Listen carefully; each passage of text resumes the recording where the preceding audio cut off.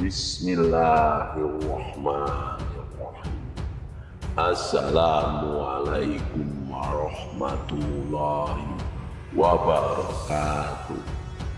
Sahabat Superpedia yang dimuliakan Allah, semoga kita selalu dalam keadaan sehat walafiat. Amin. Alhamdulillah dan terima kasih kepada yang sudah like dan subscribe. Semoga selalu dalam lindungan Allah dan dipanjangkan keberkahan umurnya. Di video kali ini kita akan menceritakan kisah yang menggetarkan hati dari seorang penjaga kebun. Kakek Paimin hidupnya dikelilingi bayang-bayang dosa dan masa lalu yang gelap. Kisah ini membawa kita dari kebun buah-buahan yang tenang di sebuah desa kecil di Jawa Tengah, hingga perjalanan spiritual yang tak terduga di tanah suci Masjidil Haram. Di sana ia menghadapi pengalaman mistis yang mengubah pandangannya tentang kehidupan. Sahabat Superpedia, sebelum menyimak cerita ini, sempatkanlah menulis sholawat kepada baginda Nabi Shallallahu Alaihi Wasallam di kolom komentar sebagai tanda penghormatan kita kepada beliau. Allah Subhanahu wa Ta'ala berfirman dalam surat Al-Ahzab ayat 56, sesungguhnya Allah dan para malaikatnya bersolawat untuk Nabi. Wahai orang-orang yang beriman, bersolawatlah kamu untuk Nabi dan ucapkanlah salam dengan penuh penghormatan kepadanya. Mohon sahabat seiman semuanya untuk mendengarkan video ini sampai akhir, agar tidak terjadi kekeliruan dan salah. Nama-nama dalam tokoh ini saya samarkan. Kakek Paimin, seorang pria berusia 60 tahun yang dikenal sebagai penjaga kebun buah-buahan di sebuah desa kecil di Jawa Tengah. Masyarakat desa sangat menghormatinya karena sifatnya yang ramah dan soleh. Setiap hari, kakek Paimin dengan setia merawat kebun, memastikan buah-buahan tumbuh subur dan siap untuk dipanen. Kebun yang dijaganya terkenal dengan buah-buahan yang enak dan langka, menarik minat banyak orang dari desa lain. Namun tidak banyak yang tahu bahwa kakek Paimin menyimpan masa lalu yang gelap dan curang. 30 tahun yang lalu, ia adalah seorang penjahat kecil-kecilan yang sering terlibat dalam pencurian dan perkelahian. Suatu malam, dia terlibat dalam sebuah perkelahian sengit melawan beberapa pemuda dari desa lain. Ketakutan dan rasa bersalah membuatnya melarikan diri dari desa, menghilang selama bertahun-tahun dalam upaya melupakan masa lalunya yang penuh dosa. Kehidupan baru sebagai penjaga kebun membuat kakek Paimin menemukan kedamaian. Meskipun demikian, bayang-bayang masa lalu tetap menghantui pikirannya. Hanya segelintir orang yang tahu kisah sebenarnya di balik senyuman yang ramah, dan kakek Paimin lebih memilih menyimpannya sebagai rahasia yang tak terungkap. Yang lalu biarlah berlalu, semoga tidak ada yang pernah tahu tentang masa lalu kelamku, gumamnya dalam hati. Suatu hari saat sedang merawat kebun, kakek Paimin menemukan buah yang berbeda dari biasanya. Buahnya berwarna hitam keunguan dengan aroma yang menggugah selera. Keanehan ini membuatnya teringat akan sebuah legenda tentang buah langka yang tumbuh di tempat-tempat suci. Menurut legenda, buah tersebut memiliki kekuatan mistis dan hanya tumbuh di tanah yang diberkahi. Sungguh aneh buah ini. Mungkinkah ini buah yang diceritakan dalam legenda itu? Gumam kakek Paimin sambil memegang buah tersebut. Saat ia sedang merenung, majikannya datang dan mengatakan bahwa buah itu hanyalah sejenis terong. Itu hanya terong biasa, Mbah, kata majikan sambil tersenyum. Namun kakek Paimin merasa yakin bahwa ada sesuatu yang lebih dalam dari sekedar penampilan luar buah tersebut. Tidak mungkin, Pak, saya merasa ini bukan buah biasa. Ada sesuatu yang misterius tentangnya, balas kakek Paimin dengan mata berbinar. Kepenasarannya terus bertambah. dan ia memutuskan untuk menyimpan buah tersebut. Kakek Paimin yakin bahwa buah itu membawa pesan dari alam yang lebih tinggi. Ia merasa bahwa buah tersebut adalah tanda dari masa lalu yang mencoba berkomunikasi dengannya, mengingatkannya akan dosa yang pernah dilakukannya. Beberapa minggu kemudian, majikan kakek Paimin mengumumkan bahwa ia ingin mengajak kakek Paimin untuk pergi umrah. Berita ini mengejutkan kakek Paimin, membuatnya merasa tidak pantas mengingat masa lalunya yang penuh dosa. "Saya tidak layak, Pak. Dosa saya terlalu besar untuk menginjakkan kaki di tanah suci," kata kakek Paimin dengan suara gemetar. Namun majikannya bersikeras bahwa kakek Paimin adalah seorang yang taat dan sudah bertobat, sehingga layak untuk mengunjungi tanah suci. "Kakek Paimin, Anda telah berubah menjadi orang yang lebih baik. Ini adalah kesempatan untuk memohon ampunan di tempat yang paling suci," ujar majikannya dengan penuh keyakinan. Dalam kegembiraan dan ketakutan yang bercampur aduk, kakek Paimin menerima tawaran tersebut. Kakek Paimin merasa senang dan bahagia karena akhirnya bisa mengunjungi tanah suci Mekah. Namun juga takut jika dosa masa lalunya akan mengejarnya di sana. Meski begitu, ia percaya bahwa ini adalah kesempatan untuk mendapatkan pengampunan dan memperbaiki diri.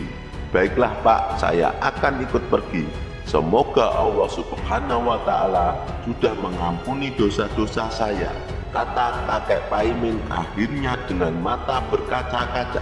Perjalanan menuju Mekah menjadi awal dari perjalanan spiritual yang penuh makna bagi kakek Paimin. Ia berharap bisa menemukan kedamaian dan pengampunan atas dosa-dosa yang telah dilakukan di masa lalu. Setibanya di Mekah, kakek Paimin dan majikannya langsung menuju Masjidil Haram untuk melaksanakan ibadah umrah.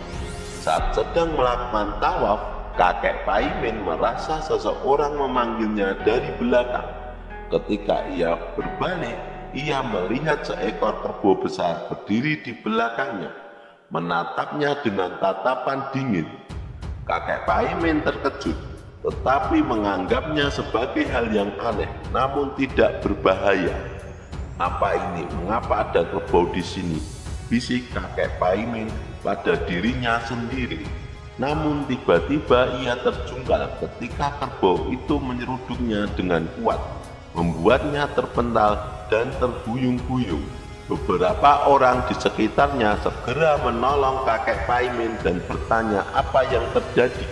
"Ada kerbau itu menyeruduk saya," teriak kakek Paimin dengan panik. Namun mereka mengaku tidak melihat ada kerbau di sana. Para jamaah lainnya merasa bahwa kakek Paimin hanya terpeleset. Setelah kembali diseruduk untuk kedua kalinya, kakek Paimin akhirnya dibawa ke tempat penginapan untuk beristirahat. Setiap malam kakek Paimin diganggu oleh mimpi buruk yang sama. Dalam mimpinya, ia melihat kerbau yang ditemuinya di Masjidil Haram mengejarnya di sebuah padang pasir yang gersang. Mimpi itu selalu berakhir dengan kakek Paimin terjatuh dan terbangun dalam keringat dingin. Kakek Paimin mulai merasa bahwa azab sedang mendekatinya. Ia menjadi semakin gelisah dan merasa bersalah atas dosa masa lalunya. "Saya harus berdoa lebih banyak. Mungkin ini hukuman atas dosa-dosa saya," gumam kakek Paimin sambil memegang tasbihnya. Ia mencoba berdoa dan bertobat, tetapi perasaan bersalahnya terus menghantuinya. Ia mulai menghubungkan buah langka yang ditemukannya dengan azab yang dialaminya. Kakek Paimin menyadari bahwa buah itu mungkin merupakan tanda akan sesuatu yang buruk yang akan terjadi. Semakin hari perasaan takut dan gelisah semakin menguasai. Esokan harinya kakek Paimin sedang sholat di Masjidil Haram. Kerbau yang pernah ditemuinya kembali muncul di hadapannya. Kerbau itu diam menunggu kakek Paimin selesai sholat. Kali ini kerbau itu terlihat marah dan mulai mengejar kakek Paimin di sekitar Masjidil Haram. Kakek Paimin berteriak minta tolong, namun jamaah lainnya tidak melihat kerbau tersebut. "Tolong, kerbau itu mengejar saya!" teriak kakek Paimin dengan suara ketakutan. Para jamaah lain segera menenangkannya. Dalam keputusasaan,nya kakek Paimin akhirnya mengakui dosa masa lalunya di depan semua orang. Ia menceritakan tentang perkelahian di masa lalunya yang menyebabkan kematian seorang pria muda. Ia menyadari bahwa azab yang dialaminya adalah akibat dari dosa tersebut karena ia tidak sempat meminta maaf kepada keluarganya.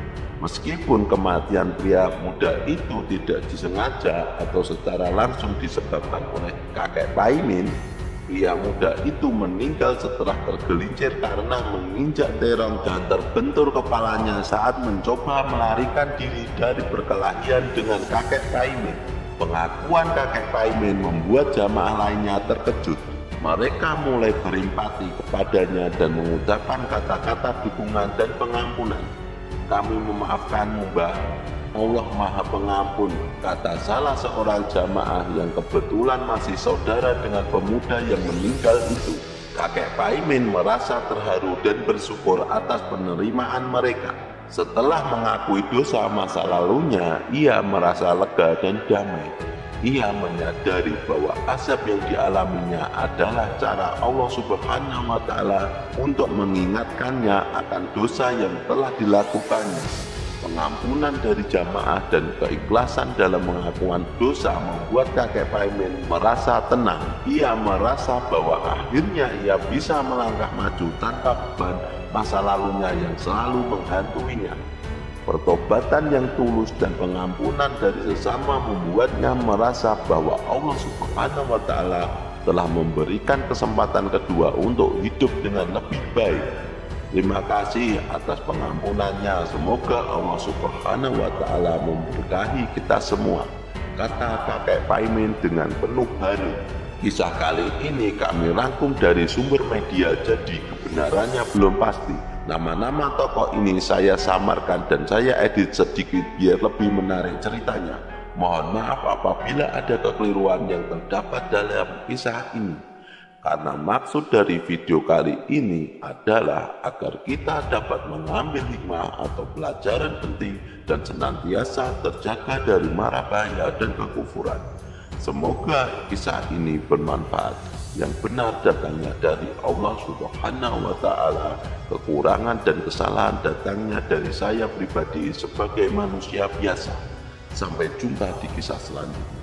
Saya akhiri. Wassalamualaikum warahmatullahi wabarakatuh.